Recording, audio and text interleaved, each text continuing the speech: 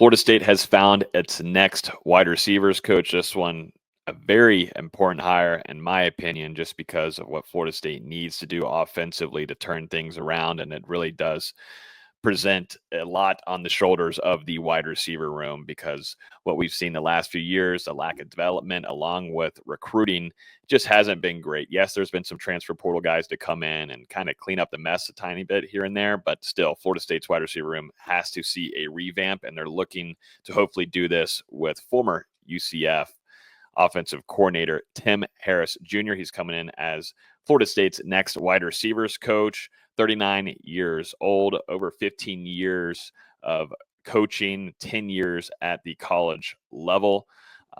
As I mentioned, he was UCF's offensive coordinator under Gus Malzahn, also was mixed in with being a play caller whenever Gus Malzahn let that go and relieved that over to Tim Harris. He also, too, has a lot of background there in the Miami area, which we'll talk about here in a second. But just going through his career timeline, he was Booker T.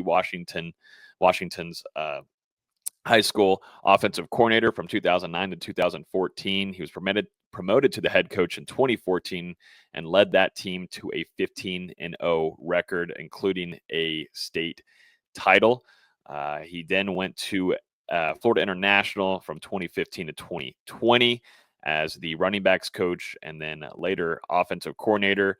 He then joined the Miami Hurricanes in 2023 as the running backs coach, and then eventually, as we know, going over through his career at UCF. He was actually in a lot of different roles there down south in Orlando, but he was co-offensive coordinator, running backs coach, and like I had mentioned, play caller. I'm wondering to me what this hire, VZ, and we were talking about it in our group chat, a lot of heavy emphasis on running backs and coaching the running backs and finding success there as well.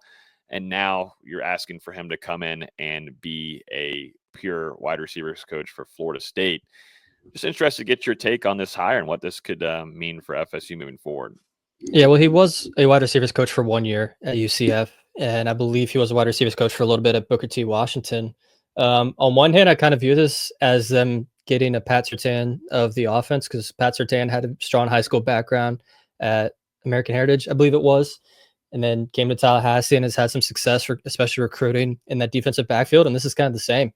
Tim Harris had a lot of success at Booker T. Washington, won a state title as the head coach, won a few state titles as the offensive coordinator. So he does have that success, has those ties to the South Florida region especially.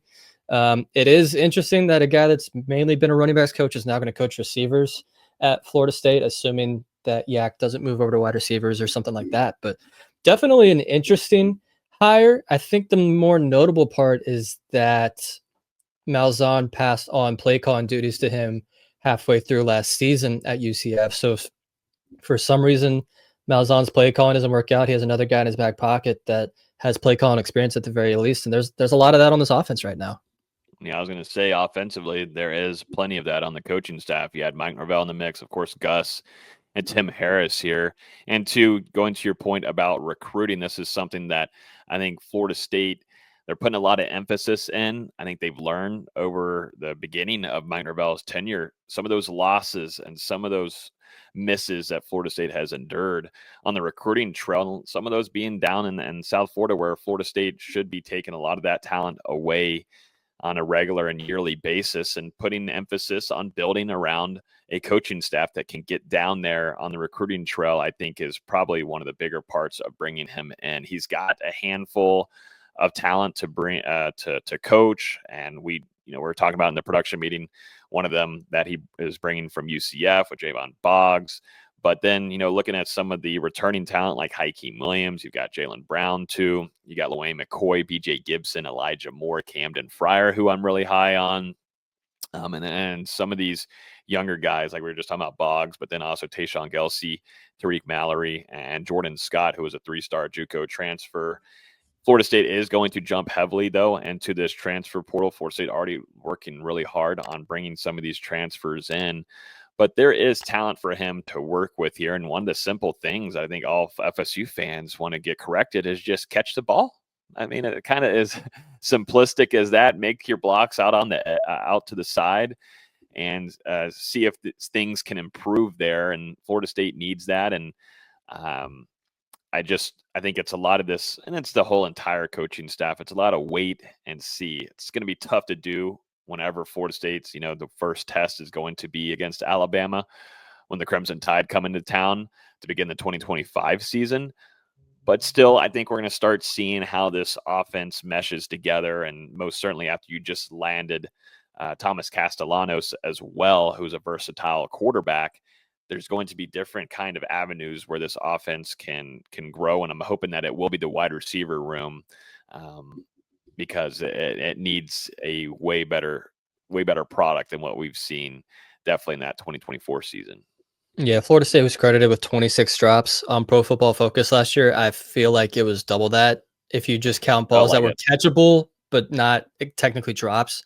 I guess there really is a lot of simple things that can just be cleaned up in this room, like you just mentioned, cleaning or clean up the drops, be much better with blocking on the outside, especially if we're expecting this to be a run-heavy offense with Landon Castellanos at quarterback, this town of running back room. These receivers have to block on the edge, and they didn't do that very well last year. Granted, nobody on this team blocked very well in the 2024 season, but these are little things that aren't very difficult to improve, that they can very easily improve upon, especially if they want to keep running the wide receiver screens that Mike Norvell seems to love. Getting guys that can block helps with that. I think it's important now too for retaining a lot of this talent that's in the wide receiver room. And wasn't the greatest year from what we saw from Hakeem Williams, also dealing with an injury going into the season as well. And you saw the drops there from him too. But I think it's important for now Tim Harris to jump into that locker room and start building those relationships and try to make sure these guys stay, because there's younger guys, like I was mentioning, Elijah Moore, BJ Gibson, Lane McCoy, Camden Fryer. There's a lot of younger guys, and now in the landscape of college football is keeping these guys on the roster. And we'll see what Tim Harris Jr. has in store for doing that. He now is joining Gus Malzahn, Tony White, Herb Hand, Terrence Knighton, and Evan Cooper as the new staff members to Mike Norvell. We're still waiting on a linebackers coach to join Tony White, but make sure you stay tuned. Go ahead. I mean, maybe Tony White just does the linebackers himself. Yeah, I know. We'll see and see if we get an answer there from White, but make sure you stay tuned to our YouTube. Hit the like button down below if you enjoyed this video. Subscribe to tons of videos are coming to you guys on this platform. So appreciate everybody watching, and we'll talk to you in the next episode.